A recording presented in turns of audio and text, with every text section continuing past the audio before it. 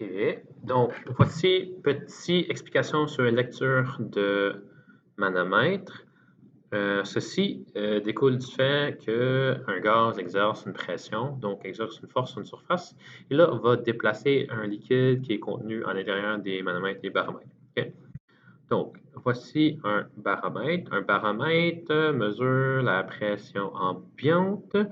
Donc, l'atmosphère pousse sur le liquide, tu as un gaz ici ou non, et là, ça exerce une pression. Là, tu peux mesurer la grandeur d'une colonne de mercure. Nous, on travaille avec des manomètres. Manomètre, ça compare un instrument mesuré avec une référence. Il y a deux types de mesures de manomètre. Le tout est expliqué en détail dans ton manuel à la page 51-52. Voici un résumé. Donc, tu as deux types. Tu as un manomètre à bout fermé, ici, c'est un bouchon, ou un manomètre à but ouvert, c'est ouvert ici, c'est ouvert là. Donc, premièrement, la mesure absolue avec un bout fermé, c'est la plus facile. Tu mets un gaz, puis là, ça pousse sur la colonne de mercure, et là, tu mesures la hauteur.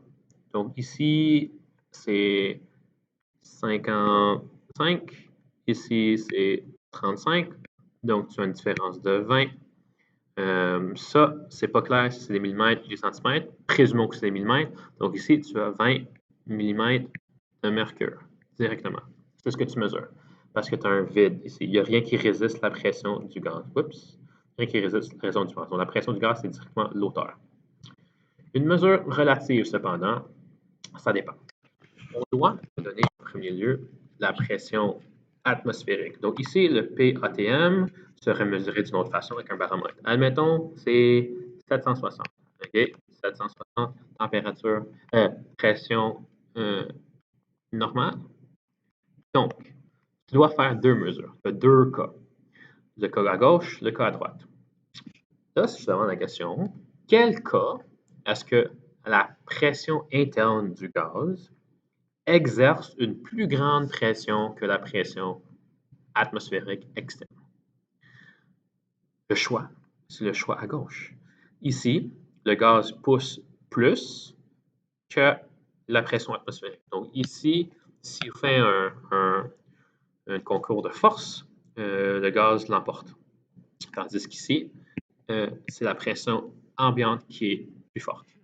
Donc, à nouveau, tu vas faire une lecture sur la règle. Donc, 70 moins 30, tu as 40 mm.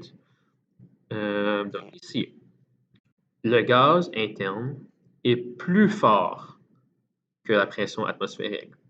Donc, si tu as une pression relative à 760, la pression de ce gaz, ça va être 760 plus 40, 800 mm de mercure. Plutôt dans le cas contraire, on mesure à nouveau 55 puis 20, donc 55 moins 20, 35 mm de mercure. Si ici, à nouveau, j'ai une pression de 760, mais ici, la pression, elle est moins forte que la pression atmosphérique. Donc, la pression mesurée à l'aide du manomètre à l'intérieur, c'est 760 moins 35, 725 mm de mercure.